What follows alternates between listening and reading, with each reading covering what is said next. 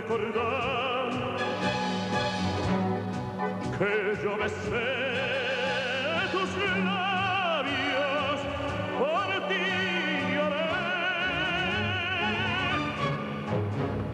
Recuerdos de un día feliz que fue claro sol para mí.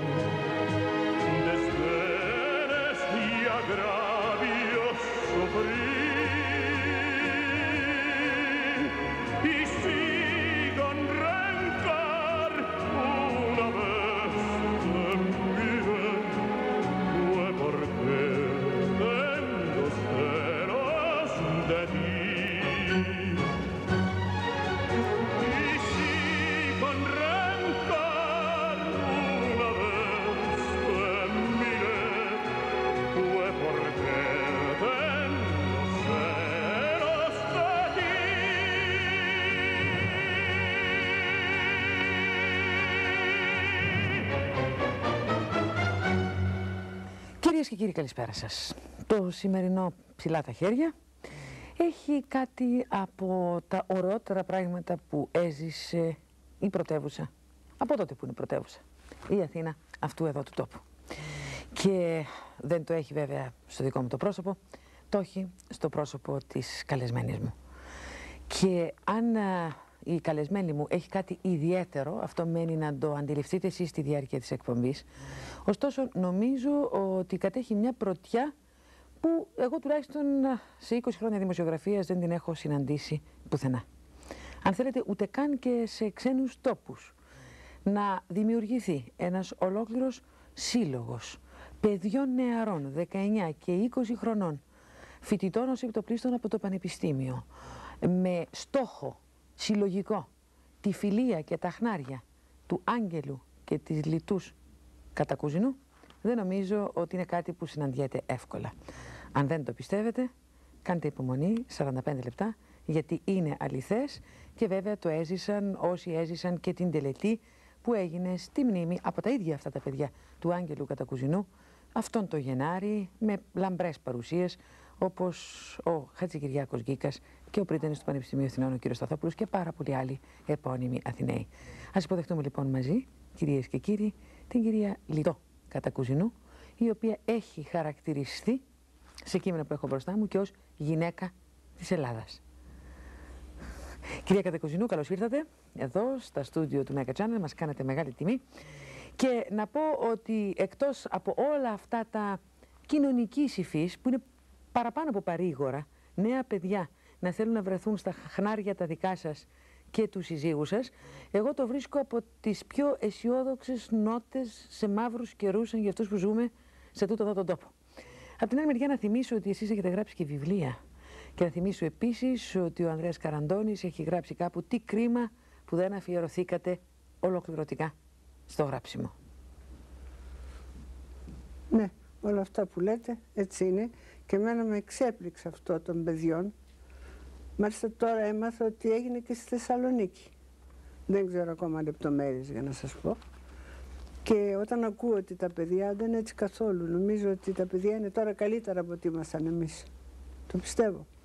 Ξέρετε, σας έχουν χαρακτηρίσει εκπροσώπους της γενιάς του 30 και όταν το λέτε εσείς αυτό σήμερα, ότι τα παιδιά είναι καλύτερα από αυτό που μονίμως θέλουμε να το βλέπουμε σαν παιδιά που δεν σκέφτονται ή που είναι κοινικά ή χίλια δυο πράγματα, είναι κάτι παραπάνω από αισιόδοξο. Ναι, μα δεν είναι. Είναι η αλήθεια, γιατί αυτά που βλέπουμε και ακούμε είναι επιφάνεια. Τα παιδιά ζητάνε κάτι άλλο. Το ζητάνε. Ζήσαν αυτά, ξέρετε τώρα. Ξέρετε, ο Βαλής μου, ο άντρας μου τον έλεγα Βαλή. Να το ξέρω, ο τίτλος του βιβλίου σας, Άγγελος Κατακουζινός, ο Βαλής μου. Έχει πει ότι παλιά ήταν η σεξουαλική πείνα και υπέφερε νιώτη τότε. Τώρα είναι ο σεξουαλικός υπερκορεσμός. Και πάλι υποφέρει τα νιάτα. Κάποια στιγμή το εκρεμές δεν θα σταματήσει κάπου στη μέση, κυρία Κατακουζινού? Στη μέση θα σταματήσει βέβαια. Μα βλέπω τώρα αυτούς τους νέους, μα δεν το φανταζόμουν ποτέ, δηλαδή εγώ δεν πίστευα. Και ξέρετε πώς έγινε, ερχόταν γράμματα στο σπίτι. Γράμματα, είμαι φοιτητής τάδε, είμαι φοιτήτρια τάδε. Θέλω να σας δω. Εγώ το ανέβαλα και τέλος πάντων στην τύχη διάλεξα μια κοπέλα.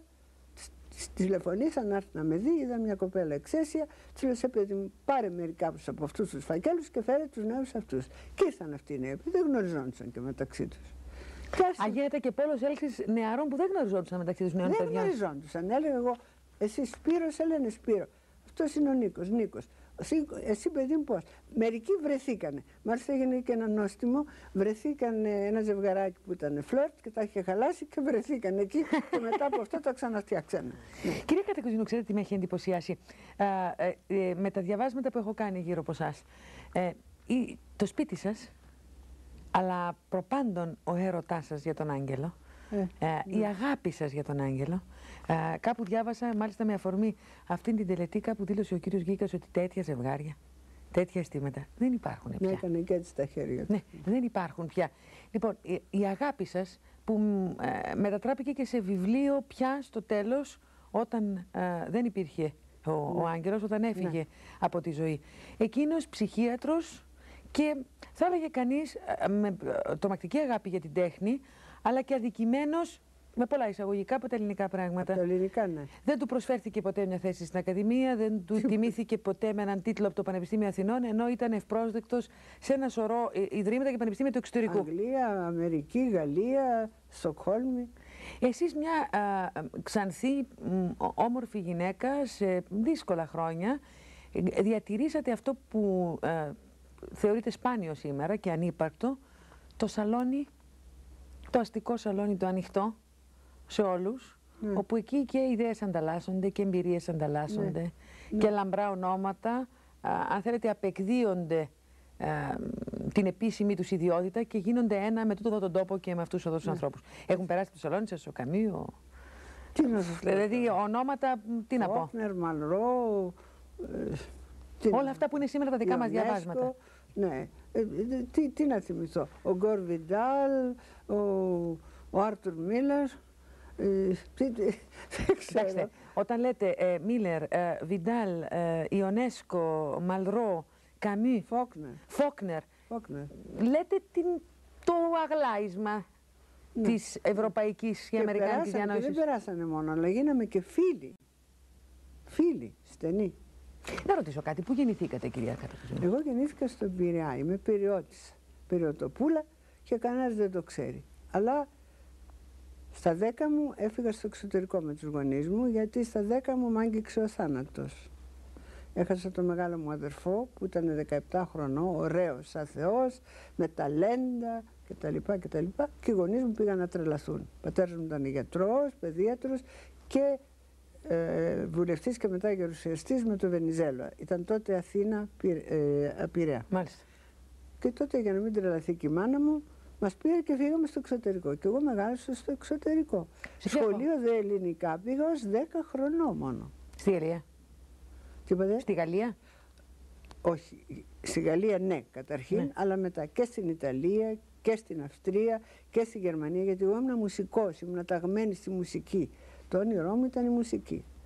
Πιάνο, με βγάζαν σε επιδείξεις εκεί. Έχω μεγάλη μουσική παιδεία και ετοιμαζόμουν για την Ακαδημία του Βερολίνου. Είναι τη μουσική ακαδημία, μάλιστα. Ναι.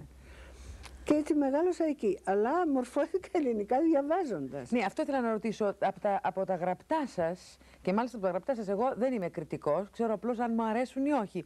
αλλά κριτικοί άνθρωποι που γνωρίζουν λένε ότι τι κρίμα που δεν αφοσιωθήκατε σε αυτό, με την έννοια να έχετε μια παραγωγή συγγραφική πολύ έντονη.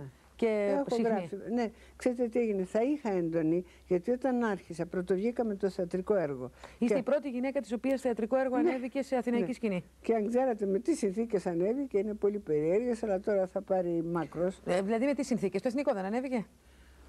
Όχι το εθνικό, από τους ηθοποιούς του εθνικού, το καλοκαίρι, που κάνανε ένα θίασο δικό τους και είχαν νοικιάσει ένα θέατρο Ντορέ, που είχε ένα τεράστιο κήπο μεγάλο.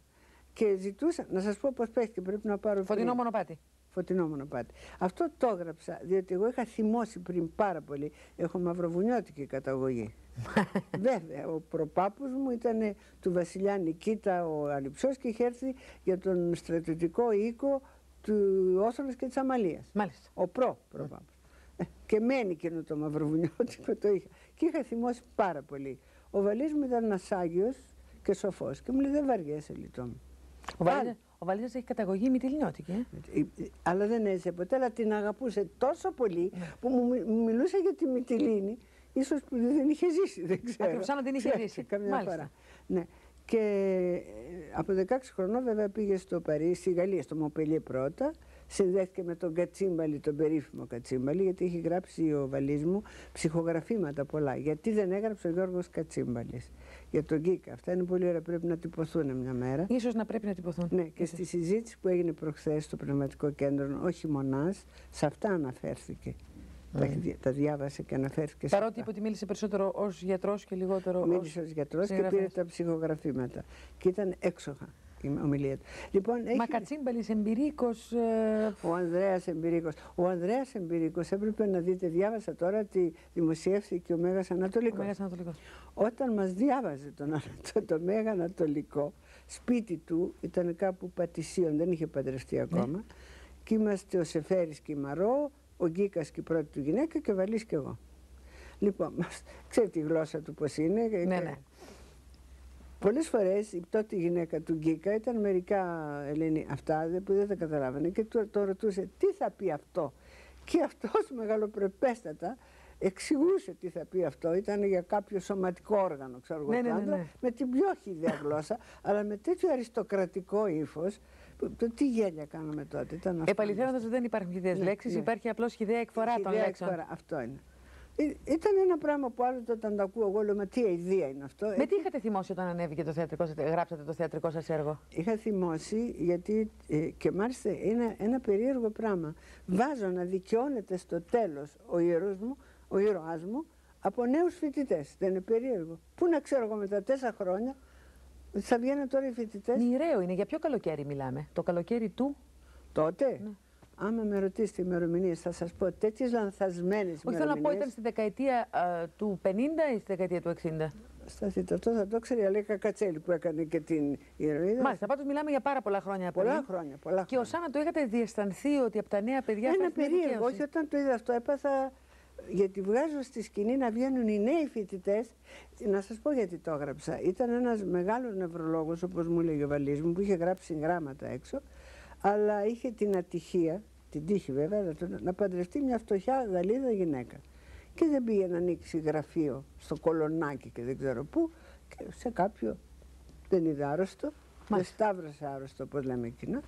Και στο τέλος πέθανε στο νοσοκομείο, αν υπάρχει τετάρτη θέση, τετάρτη. Ξέρετε όμως, όταν ακούει κάποιος στην ηλικία μου σήμερα ότι τέτοιοι έρωτες, τέτοια αισθήματα, τέτοιοι δεσμοί δεν υπάρχουν, αναρωτιέται αυτόματα ίσως, τι είναι αυτό που δένει δύο ανθρώπους τόσο πολύ?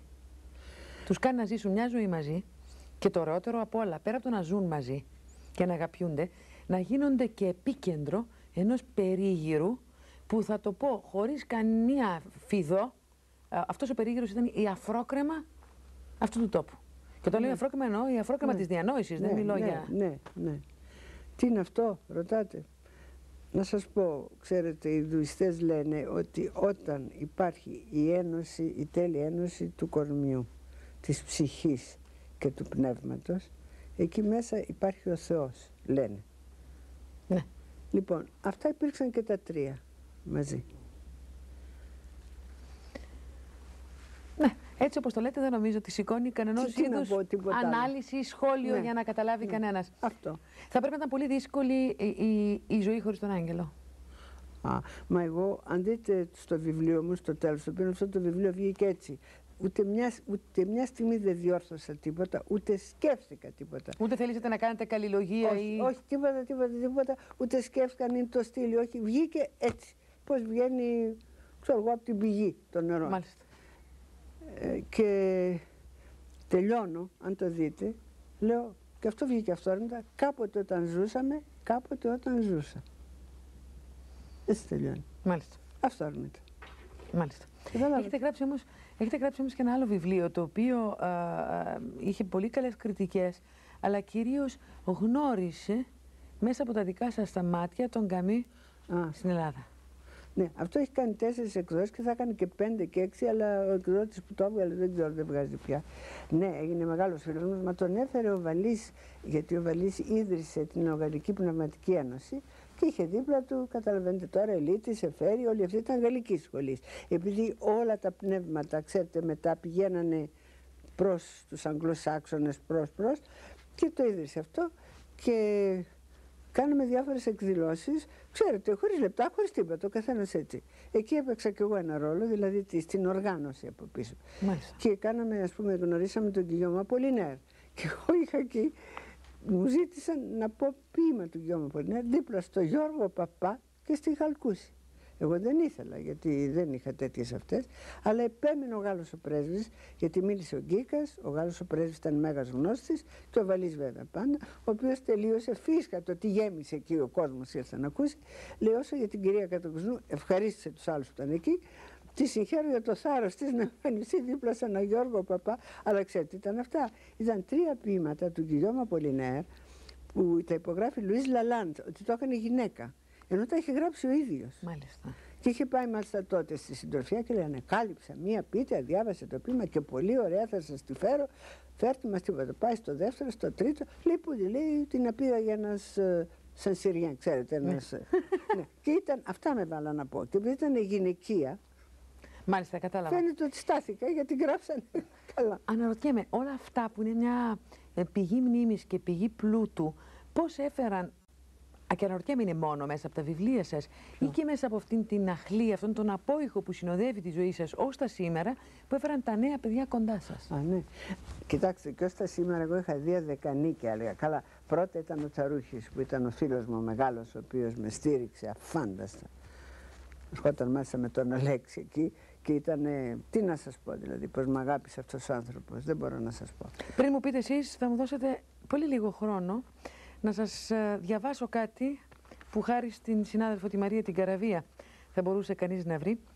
Όταν είδε, λέει, το βιβλίο της, το δικό σας, για τον Καμί, ο Τσαρούχης σας έγραψε. Περίεργο βιβλίο, όσο και συναρπαστικό, είναι, αν κατάλαβα καλά, η ιστορία του βιασμού ενός χλωμού βασιλέως του στοχασμού από μια βυζαντινή αστραφτερή υμνοδό. Πρόκειται για το βιασμό της συστολής ενός οπαδού της Ελλήνης από μια ιέρια του ήλιου. Η μητέρα του ηλίου, Απόλλωνος Λιτό, με μια βίαιη κίνηση που έκανε, θέλησε να πετάξει μακριά το ακάνθινο στεφάνι, το οποίο μόνος του περιέθεσε επί της κεφαλής του με μανιερίστικη φιλαρέσκεια για να το αντικαταστήσει με λαλαμπρό στέμμα χρυσό, με ζουμπρούτια, ρουμπίνια και μαργαριτάρια. Ναι, το Γιάννη ήταν έξοχο. Το λέω γιατί είναι ένα έξοχο κείμενο. Έξοχο κείμενο. Και πώς το θυμήθηκε η Μαρία Καραβία και το έβαλε. Και φαίνεται ότι εσείς καταφέρατε, πέρα από το να σπάσετε τον πάγο ενός Καμί, ο οποίος δεν πλησιαζόταν πολύ από τους άλλους, να παίξετε πολύ μεγάλο ρόλο στον έρωτά του για αυτόν εδώ τον τόπο. Ναι, γίναμε πάρα πολύ φίλοι με τον Καμί. Μας ένωσε ακόμα και ο έρωτας για τη θάλασσα. Γιατί εγώ για τη θάλασσα ήμουνα, τώρα δεν θέλω να τη δω καθόλου. Η θάλασσα είναι απέραντη, γι' αυτό θα κάνετε λίγο υπομονή και θα τα ξαναπούμε, κυρίες και κύριοι, σε λίγα λεπτά.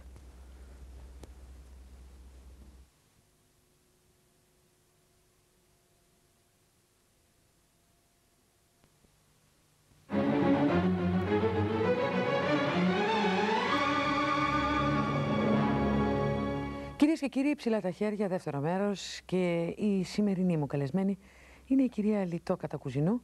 Θα έλεγα μια αρχόντισσα με την πραγματική του όρου έννοια, παλιά ξεχασμένη και αν θέλετε ιδιοκτήτης, πώς να το πω, η ψυχή αρχοντικού, όχι με την έννοια του νεοκλασικού κτίσματος προς Θεού, αλλά με την έννοια του αρχοντικού από τον κόσμο και την ψυχή την αρχοντική που εστέγασε, τάισε, κέρασε καφέ, μίλησε, συζήτησε. Ξέρετε γιατί το λέω αυτό?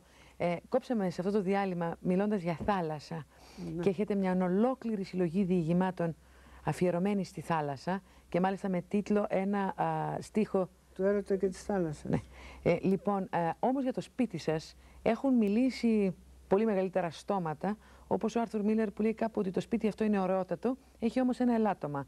Όταν ο επισκέπτης καθίσει σε κάποια γωνιά του λίγη ώρα, το αγαπάει τόσο πολύ που δεν θέλει να φύγει. Ναι. Και αυτό αφορά το δικό σας σπίτι. Ναι. Και ο Σαγκάλ έχει δηλώσει κάπου από το σπίτι αυτό μπορείς να χαμογελάσεις στην Ακρόπολη αλλά και στον ημιτό. Ξέρετε, εγώ λέω αυτά τα ονόματα με πολύ δέος. Για εσάς φαντάζομαι ήταν κάτι πολύ οικείο. Ναι, πολύ οικείο. Πάρα πολύ οικείο. Δεν ξέρω, μας είχε συμβεί με αυτούς τους ανθρώπους σαν να είμαστε από μικρά παιδιά, έτσι. Τι ήταν αυτό που σας έμεινε από αυτές τις σχέσεις με αυτό που για νεότερους σήμερα, σαν τα παιδιά που έχουν φτιάξει αυτόν τον φοιτητικό σύλλογο και είναι κοντά σας, τι σας έμεινε σαν πορεία ζωής, θα ήθελα να ξέρω? Τι διαστάσεις ανθρώπινες μένουν όταν έρθετε σε επαφή με τόσο μεγάλα πνεύματα? Μιλάμε για Καμίου, για Μίλλερ, για Εμπειρίκο, για Ελίτη, για... Είναι ένα περίεργο Τσαρούχη. πράγμα, αλλά το θεωρώ σαν φυσικά πράγματα που συνέβηκαν στη ζωή μου. Δεν τα θεωρώ σαν εξαιρετικά. Ένα περίεργο πράγμα. Βέβαια, καταλαβαίνω ότι ήταν ένας πλούτος που μπήκε μέσα μου, αυτό το νιώθω. Αλλά το παίρνω και σαν φυσικό. Δεν ξέρω γιατί. Ίσως γι' αυτό ήταν μεγάλο, κυρία Κατακουζινίδη, ήταν φυσικό. Μπορεί. Όμως δεν μου λέτε φυσικό ήταν να σκεφτείτε να κάνετε μια παράσταση Καραγκιόζη?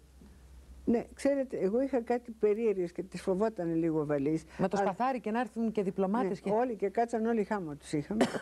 Και είχα κάτι τέτοια. Ξέρετε, βαριόμουν τα ίδια και τα ίδια και τα ίδια. Ξέρετε τώρα. Ή τη στήρα κοσμικότητα. Ναι, τη στήρα, πραγματικά στήρα. Και που είναι και ένα πράγμα ότι, δεν ξέρω, εσείς θα το έχετε παρατηρήσει, ότι δεν διαβάζουν. Αυτοί που διαβάζουν είναι αυτοί που είναι λιγότερο οικονομικά, να πούμε. Μάλιστα. Οι άλλοι έχουν που λιγότερη έχουν οικονομική τα μέσα άνεση. δεν διαβάζουν. Εάν σας πω κάτι τώρα, είναι εκτός ίσως θέματος, δεν είναι εκτός θέματος, είναι για τα βιβλία τώρα. Ένας πάμπλουτος και πολύ γνωστός, δεν ζει πια, πολύ γνωστό όνομα, ότι είχα βγάλει εγώ ένα βιβλίο μου από το Δήλιο στην Αυγή, δεν είχε περάσει μια εβδομάδα, το συναντώ σε μια κοσμική. Αχ, κυρία Κατακουζνού, είμαι τόσο στενοχωρημένος, δεν διάβασα ακόμα το βιβλίο σας. Λέω, μα καλά, μόλις βγήκε, δεν είναι? Όχι, λέει, εγώ θέλω να το διαβάσω αμέσως. Αλλά η αδερφή μου, προσέξτε, δεν έμεινε με την αδερφή του, αυτός έμεινε με τη γυναίκα του, που το αγόρασε, το δανείζει συνέχεια σε άλλους και δεν βρίσκω καιρό. Σειρά. Λέω στον άντρα μου, Βαλή μου, αν αυτός ο άνθρωπος περιμένει να δανειστεί το βιβλίο της αδερφής σου, τι γίνεται? Κανένα δεν διάβασε. Παλιά όμως διαβάζανε. Και θα σας πω γιατί, νομίζω. Μπορεί να ναι, θα ήθελα να μου πείτε γιατί. Τι φταίει η τηλεόραση? Παλιά γινόταν οι κοζεροί, οι συζητήσεις. Και αν δεν ήξερες τίποτα, ήσουν σαβλάκας. Μετά αρχίσανε τα χαρτιά, τα πολλά χαρτιά, αρχίσανε. Καλά, η τηλεόραση δεν έφταξε τόσο. Η πολιτική μπήκε μέσα πάρα πολύ. Παλιά δεν ήταν έτσι τόσο. Θίγεται τώρα, ξέρετε κάτι, ένα πράγμα που πονάει πολύ. Οι συζητήσεις μας δεν είναι ότι δεν κουβεντιάζουμε οι Έλληνες, ακόμα και σήμερα κουβεντιάζουμε πολύ. Μόνο που συζητάμε μονότονα τα ίδια και τα ίδια. Και τα ίδια. Πολιτική, κόμματα, ίσως και ένα πασάλιμα από τα γεγονότα και τελειώνει η κουβέντα. Θα σας πω, μου θυμίσετε ένα αστείο. Φεύγαμε για το Παρίσι, γιατί ο Βαλής δίδασκε εκεί κατ' εξαίρεση, γιατί είχε κρατήσει την ελληνική υπηκότητα. Και μόλις γινόταν εκλογές τότε, δεν θυμάμαι ποιες, και μπήκε στη Σαλπετριέρ, μόλις τον είδανε, κατά κουζέν, φιλιά αυτά, και του λέει ο Βαλής, τι γίνεται, ποιος θα βγει, ποιος θα εκλέγει, δεν θυμάμαι ποιος. Τι έπαθε, λέει, και μας μιλάς γι' αυτό? Ερχόταν από την Αθήνα, που στο νοσοκομείο του και τις τρίτης θέσεις είχαν από 4 εφημερίδες και διαβάζαν. Και του λέει ο Βαλής, συγχωρέστε με, έρχομαι από την Αθήνα. Εμείς μιλάγαμε εδώ συνέχεια τι θα γίνει, ποιος θα βγει, και εκεί δεν μιλούσε κανένας. Έμειναν έκπληκτοι. Του είπαν, μα τι έπαθες, λέει, Κατακούζινε? Και τι αναρωτιέμαι, τι ήταν αυτό που έφερνε στην Ελλάδα και έκανε μεγάλους εραστές της Ελλάδας και κυρίως του πνεύματος αλλά και των ανθρώπων της? Τέτοια ονόματα σαν και αυτά που έχουμε κουβεντιάσει. Και σήμερα είναι σαν να ψάχνουμε για 10 φίλους, όχι στο πολιτικό επίπεδο, αλλά στο βαθύτερο επίπεδο, ως αν να μην το δικαιούμαστε και ως αν να μην είναι μια χώρα συνέχεια μιας προηγούμενης πριν από 30, 40, 50 χρόνια. Δεν ξέρω, κοιτάξτε να δείτε. Εγώ νομίζω, εγώ λατρεύω την Ελλάδα και λατρεύω και τους Έλληνες. Και νομίζω... Δεν θα διαφωνήσω καθόλου μαζί σας. Μπράβο, ευχαριστούμε που το λέτε αυτό. Έχω την εντύπωση ότι μιζεριάζουμε πιο πολύ από ότι. Μιζεριάζουμε, λέμε λοιπόν τούτο, μα τι είναι αυτό. Εγώ βρίσκω τέτοια ανθρωπιά ακόμα που υπάρχει, που δεν υπάρχει πουθενά. Δεν υπάρχει πουθενά. Μπορεί να υπάρχει ένα πασάλιμα ευγένειας, αλλά ο Έλληνας είναι άνθρωπος και σε αγαπάει ο Έλληνας. Και όλο εμείς λέμε, κοντέψαμε την Αθήνα μας. Εγώ λατρεύω και την Αθήνα ακόμα. Έχει ακόμα όμορφα μέρη. Ποιος πάει, κανένας δεν πάει. Για πείτε μου ένα όμορφο μέρος που σας αρέσει στην Αθήνα και πάτε. Κοιτάξτε. Καλά, δεν λέω από το σπίτι που βλέπω μόνο. Θέλω να έρθετε μια μέρα να δείτε μόνο το όμορφο. Ξέρω, το σπίτι σας είναι αμαλίας και βέβαια βλέπει από εδώ και από εκεί όλη την Αθήνα πιάτο. Αυτός είναι ο χώρος που περίμεναν οι ασθενείς του Άγγελου Κατακουζινού τη σειρά τους για να εξεταστούν από το μεγάλο γιατρό. Ο καναπές ήταν ο αγαπημένος της Μαργκότ Φοντέιν. Η σημαία της βεράντας ξεκρεμάστηκε από τη λιτό Κατακουζινού και τοποθετήθηκε μέσα στο σπίτι όταν πέθανε ο Βαλής. Βρισκόμαστε στο γραφείο του Άγγελου Κατακουζινού που μοιάζει σαν να το άφησε μόλις χθες ο μεγάλος νευροψυχίατρος. Ένας χώρος που η τύχη του είναι γεμάτη από πίνακες του Γκίκα και του Θεόφιλου. Και εδώ, μες στη βιβλιοθήκη, μια αποτύχηση του Παύλου Μιλωνά, η Παναγιά η Γοργόνα, από τη Μονή της Περβολής, για την οποία έχει γράψει ο Στρατής Μυριβίλης. Η κρεβατοκάμαρα του Άγγελου και της λιτός Κατακουζινού. Ιερό Αγάπης, στολισμένο με 4 πίνακες, τα 4 φιλιά του Γουναρόπουλου. Η λιτό κοιμάται αγκαλιά με το βιβλίο που έγραψε για το Βαλί της, φορώντας ακόμη το φανελάκι του αγαπημένου της.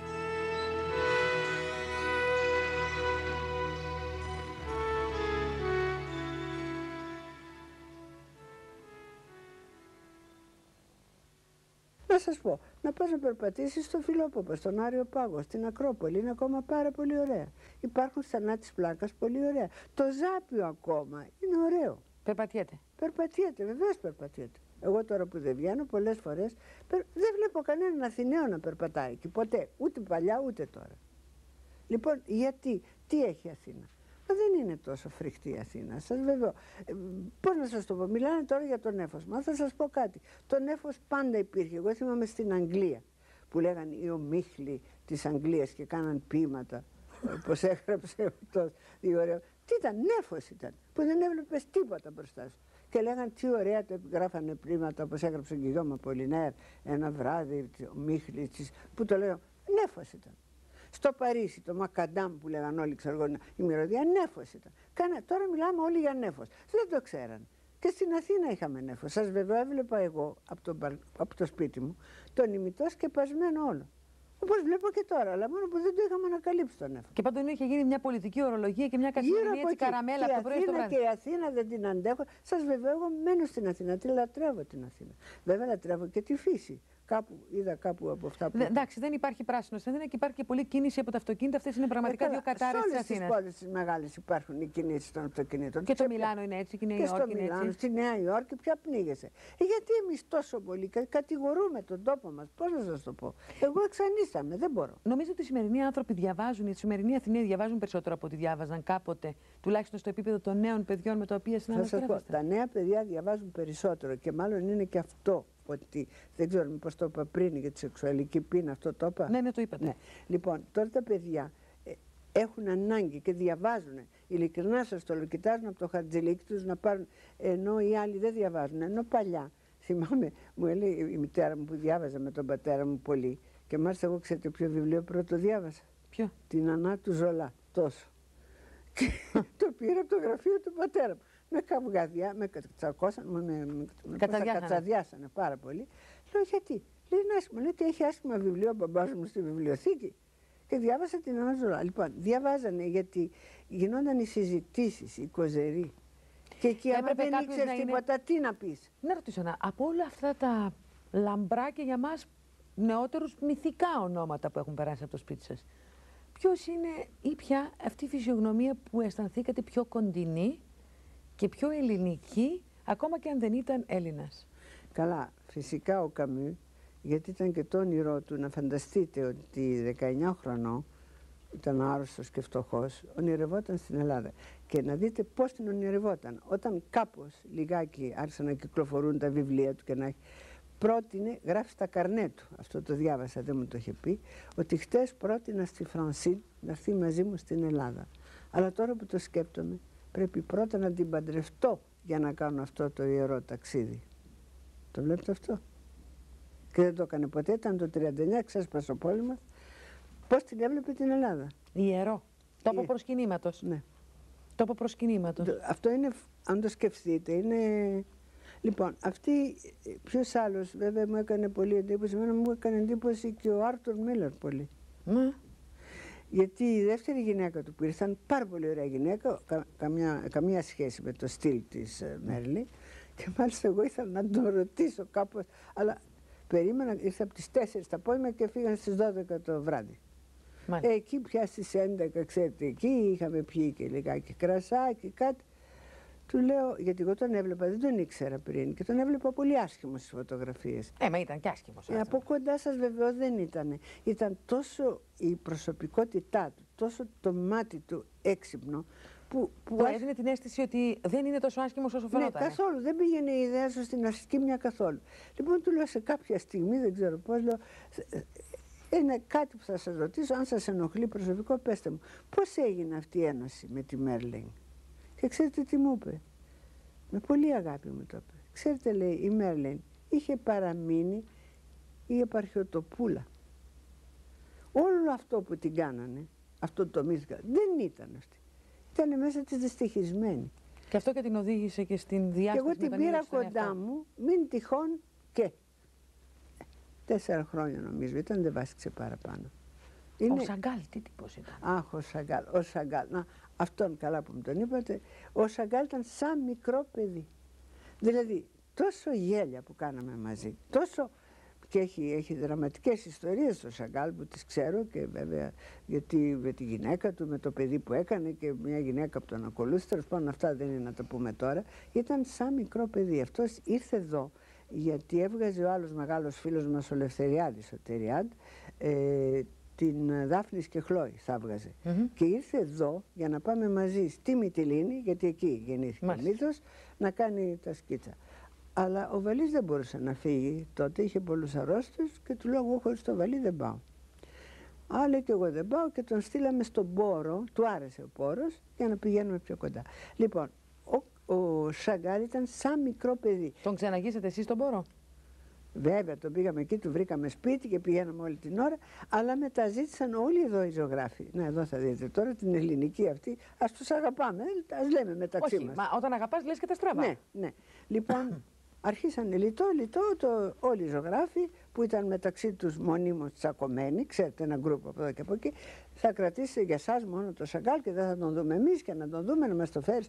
Πού μπορούσα να τρέχω εγώ το Σαγκάλ σε όλα τα τελεία? Λοιπόν, τι να κάνω, του το είπα. Του Σαγκάλ λέει, να σας πω, αν θέλουν, το έχει γίνει στην Ιταλία αυτό, να μαζευτούν ένα γκρουπ, αυτοί που θέλουν, να φέρουν και μερικούς πίνακες. Βέβαια, αυτό είναι το λογικό. Να δω τις πίνακες τους, να μιλήσουμε μαζί, ευχαριστώ. Ωραία. Πότε, είχαμε ορίσει εμείς που θα φεύγει. Λέω λοιπόν, μεσολαβητής ήταν τότε ο Αλέκος ο Πατσιφάς. Δεν ξέρω πώς βρέθηκε μεσολαβητής. Λέω, κοίταξε Αλέκο μου, ωραία. Να μαζευτείτε, πέστε μου, αλλά μην αργήσετε. Ναι, μπράβο, τόσο ευχαριστώ. Περνούσαν οι μέρες, καμία είδηση. Περνούσαν οι μέρες, τίποτα. Έφτασε που θα τον πηγαίναμε εμείς στον Πόρο. Λοιπόν, ξαφνικά με παίρνει ο Πατσιφάς στο τηλέφωνο και μου λέει, Λιτό, λέει, θα γίνει, λέει αυτό. Λέω, μα πότε, γιατί φεύγει? Θα γίνει, λέει, θα σου πω. Και με παίρνει την άλλη μέρα που έφευγε ο Σαγκάλ, λέει, σήμερα το βράδυ θα γίνει. Λέω, βρε παιδάκι μου, αν μην μου το κάνεις αυτό, θα με κάνεις εχθρούς. Παίρνω το Σαγκάλ, αντί να φύγουμε αύριο, φύγουμε μεθαύριο. Μου λέει, ευχαρίστως. Τον ξαναπαίρνω πίσω, λέω, δεν μου λες, πού θα γίνει αυτό? Μα λέει, στο σπίτι σου φυσικά. Φαντάζομαι τι θα έγινε το σπίτι σας. Τι να σας πω, έτρεξα σε όλα τα αυτά, ήταν μαλωμένοι, ήρθαν όμως όλοι. Έχω φωτογραφία που είναι ο Σαγκάλ, και για τότε μου είχε πει ο Μαρίνος ο Καλιγάς που ήταν ο κριτικός και αυτά, μου λέει, όταν θα ξανακάνω πανελλήνια έκθεση θα φωνάξω εσένα να τους μαζέψεις, γιατί ήρθαν αυτοί που δεν μιλιώνησαν και έχω μια ωραία φωτογραφία. Να σας ρωτήσω κάτι, θα πρέπει να είχατε το μέλι και ως ζευγάρι και ως σπίτι και ως άνθρωποι και ως σκέφη ζωής, γιατί αυτό που σας χαρακτήριζε και είναι διάχυτο και υπάρχει σε όλες τις κριτικές και σε όλους όσους σας γνώριζαν, ήταν ένα joie de vivre. Δηλαδή μια Ναι, χαρά για αυτό. τη ζωή. Εκείνο που με καταπλήσει και με ευχαριστεί είναι ότι τη διατηρείτε άσβεστη μέχρι αυτή τη στιγμή και Ναι, είναι φαίνεται ένα από τις σχέσεις με περίεργο νεότερους πράγμα. ανθρώπους. Ναι, είναι περίεργο. Αυτό μένει μέσα μου. Δεν ξέρω, παρόλο που δεν υπάρχω πια όπως το έχω βάλει στο βιβλίο, ουσιαστικά. Ξέρετε, είναι σαν το χταπόδι που το έχει σκοτώσει. Αλλά Ναι, πραγματικά και εξακολουθεί. εξακολουθεί να ζει. Και έχει μείνει αυτό, το οποίο κυριαρχούσε. Το μέσα. περνάτε όμως σε νέους ανθρώπους και εγώ το συνάδελφο σας ακούω να διηγήσετε. Αναρωτιέμαι γιατί δεν γράφετε πραγματικά, έτσι που μου έρχεται να σας μαλώσω, γιατί δεν γράφετε για όλον αυτό τον ποταμό των αναμνήσεων. Εγώ έγραψα το βιβλίο αυτό τώρα για το Βαλί και νομίζω ότι. Εκεί εξαντλήσατε τις αναμνήσεις σας. Νομίζω, ναι. Η Λιτό Κατακουζινού έγραψε το βιβλίο της για τον Βαλί της. Να δούμε όμως τι έγραψαν και άλλοι για τη λαμπρή προσωπικότητα του ανδρός αυτού. Νικόλαος Χατζικυριάκος Γκίκας. Για τον Άγγελο Κατακουζινό αισθανόμουν όχι μόνο μία δυνατή φιλία, αλλά και ένα ψυχικό δέσιμο, μία ταυτότητα απόψεων, ένα τρόπο αισθαντικής αντιμετώπισης των προβλημάτων της ζωής. Ήξερα ότι μπορούσα να του εκμυστηρευθώ τα πιο μύχια ιδιωτικά περιστατικά της ζωής μου και εκείνος θα με άκουγε με όλη του την αγάπη. Στο τέλος, θα έκανε κάποια παρατήρηση που θα φώτιζε απρόοπτα το πρόβλημα, ανοίγοντας ένα ποτάμι ξαφνικής γαλήνης. Ελευθεριάδης Τεριάντ. Ο Άγγελος Κατακουζινός μας άφησε. Ήταν ο φίλος μου. Τώρα νιώθω πόσο μου λείπει. Συνήθιζα να τον συμβουλεύομαι κάθε χρόνο στο Παρίσι ή στην Αθήνα. Μου δίνε κανόνες ζωής. Ήταν ένας από τους μεγαλύτερους άνδρες της επιστήμης που η Ελλάδα ποτέ γέννησε. Ακόμα ο Άγγελος είχε μια ευρύτατη κουλτούρα που μου προκαλούσε θαυμασμό. Αγαπούσε ό,τι ήταν ωραίο. Όσοι γνώρισαν τον Άγγελο Κατακουζινό θα κρατήσουν στη θύμησή τους για πάντα έναν άντρα εξαιρετικό. Δεν μπορώ να φέρω αναμνήσεις χωρίς να είναι πάλι. Δεν ξέρω. Μπορεί και ξαφνικά, αν με πάρει ο χρόνος και υπάρχω ακόμα, γιατί είμαι πάρα πολύ μεγάλη. Θα σας πω κάτι, σε αυτή την εκδήλωση κάποιος ακούστηκε να λέει «Κοίταξέ την, κατάφερε να τον αναστήσει». Ναι, αυτό με συγκίνησε και εμένα, δεν το άκουσα. Εγώ το διάβαζα που το έγραψε η Μαρία. Ναι, γιατί ξέρετε και εγώ να δείτε, να ακούω τώρα μια πολύ ωραία κοπέλα που τη διάλεξα εγώ, να τη φωνάζει «Λιτό, έλα κοντά μου», γιατί αυτό δεν έγινε διασκευή. Όχι. Το πήραν από το βιβλίο. Το πήραν από το βιβλίο και έκαναν ένα μικρή. μικρή. Βαλί μου και έλεγα, εγώ, ξέρετε, βρισκόμουν σε μια κατάσταση, αφού δεν κατάλαβα ποιος ήταν. Ναι. Αυτό με τα παιδιά, χάρη στα παιδιά όλα αυτά έγινε. Δεν αποκτήσατε εσείς παιδιά δικά σας. Δεν ήθελα. Δεν θέλατε. Δεν Παράξενο. ήθελα. Ξέρετε γιατί δεν ήθελα. Γιατί? Από πριν το έλεγα. Γιατί θα έλεγα, ο άντρας θέλει να αγαπάει για μένα μόνο. Εγωιστικά. Μου αρέσει που το ακούω ως επιλογή. Ήταν επιλογή σας. Δικιά μου. Δεν θέλετε σαν ζηλιάρα γάτα να μοιραστείτε. Σαν ζηλιάδα γάτα.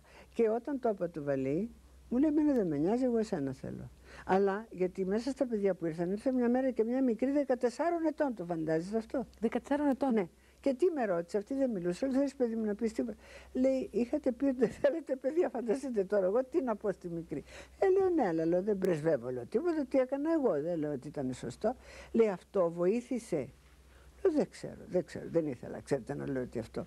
Λέει: αλλά κάπου στο βιβλίο σας πιο ύστερα το είχε μελετήσει. 14 ετών παιδάκι. 14 ετών του γυμνασίου. Και λέτε κάτι ξανασκεφτήκατε και πραγματικά.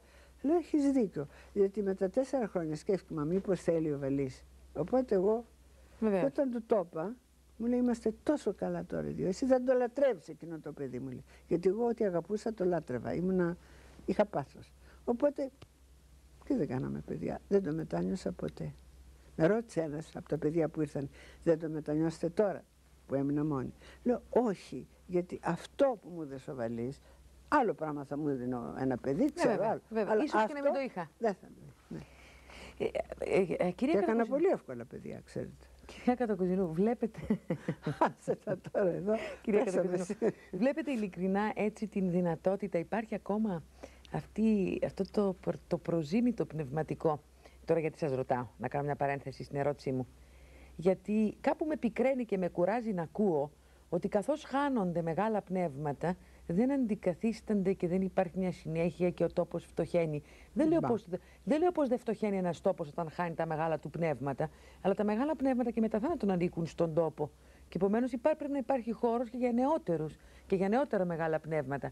Βλέπετε λοιπόν αλήθεια κάτω από αυτό το σκεπτικό αρκετό προζύμι πνευματικό για να ξαναζήσουν αυτά τα σαλόνια που δεν είναι κοσμικά σαλόνια, αλλά είναι σαλόνια ιδεών και ζήμωσης διαφορετικών απόψεων για τη ζωή.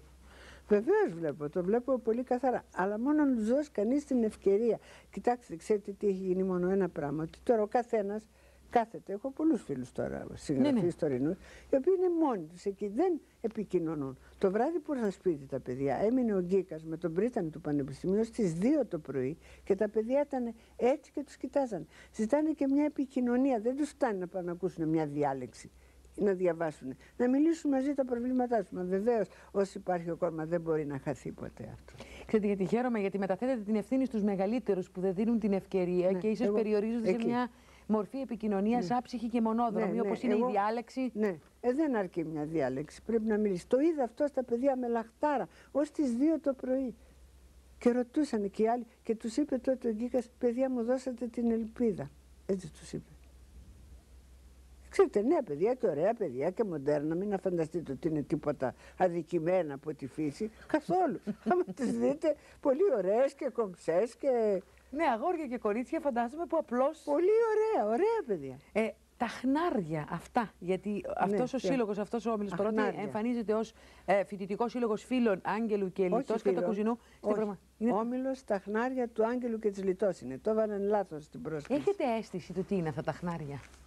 Ποια είναι τα χνάρια σας, ποια είναι η διαδρομή που έχετε διαγράψει ώστε τα παιδιά να θέλουν να την ακολουθήσουν? Να σας πω ότι κατάλαβα λίγο εγώ. Ένας από αυτούς τους νέους είπε εκεί, του είχα πει εγώ θα σε παρακαλέσω πολύ σύντομα να είναι, γιατί είχαν μιλήσει άλλοι πάρα πολύ, και είπε με 2 γραμμές, είπε, αν καταφέρω στη ζωή μου να πω έστω και ένα όχι, ναι, θα έχει δικαιωθεί ο μεγάλος δάσκαλος Κατακουζινός. Δεν νομίζω ότι αυτό που ψάξατε σε όλη σας τη ζωή, εσείς και ο Άγγελος, ήταν δικαίωση. Αυτή ήρθε από μόνη της, σαν φυσικό νερό, όπως το είπατε κι εσείς. Ναι. Και δεν το περίμενα. Εγώ νομίζω, δεν πιστεύω πολύ στα μεταφυσικά, αλλά νομίζω ότι με βοηθάει ο Βαλής, ο οποίος με βοήθησε όλη μου τη ζωή, είχε μία. Πώς δεν με έκανε, μου έλεγε ο Βαλής, πώς δεν έγινε σένα. Με είχαν κακομάθει οι γονείς μου που είχαν χάσει το γιο τους, ήμουν μόνη. Ο Βαλής, αφού είπε ο Γκίκας εκεί, πού το θυμήθηκε, δεν ξέρω, όταν του είπανε για αγάπη και αυτά, λέει, μα ξέρετε, λέει, τώρα μου φάνηκε και αστείο δηλαδή, μα στο μπάνιο, λέει, όταν πηγαίνανε στην πλάζ, λέει, τη μικρή πετσετούλα της τη σήκωνε εκείνος για να μην κουραστεί. Εγώ, χωρίς να έχει καμία σχέση με τα μεταφυσικά, πιστεύω ότι ναι, σας βοηθάει. Με βοηθάει. Όταν έχετε ζήσει με μια τέτοια αγάπη. Ναι, μέσα στο δωμάτιό μας που μένω εκεί μονάχη, θεληματικά, όπως μου λέει ο Ρίτσος, γιατί του λέω είμαι αδύναμη, δεν μπορώ, είσαι πολύ δυνατή, μου λέει, για να αντέχεις τη θεληματική μοναξιά σου. Γιατί αν ήθελα θα είχα πάρα πολύ κόσμο γύρω μου. Πάρα πολύ. Νομίζω ότι σας βοηθάει. Και νομίζω ότι πάλι έτσι φυσικά και απλά βοηθήσετε και εμείς και εσείς εμάς να πιστεύουμε ότι υπάρχει μέλλον και μάλιστα μέλλον σε καινούργια παιδιά. Σε νέα παιδιά. Ναι, απόλυτα το πιστεύω. Απόλυτα. Και μόνο γι' αυτό ένα μεγάλο ευχαριστώ. Εγώ ευχαριστώ πάρα πολύ που ήμουν κοντά σας και με κάνατε να σας αισθανθώ τόσο οικία και τόσο φιλική. Με την υπόσχεση ότι θα σας επισκεφθώ και στο σπίτι. Α, ναι. Αυτό το θέλω πάρα πολύ. Κυρίες και κύριοι, καλό σας βράδυ. Ay de mí, los celos que yo sentí, amargos celos por todos tus destellos.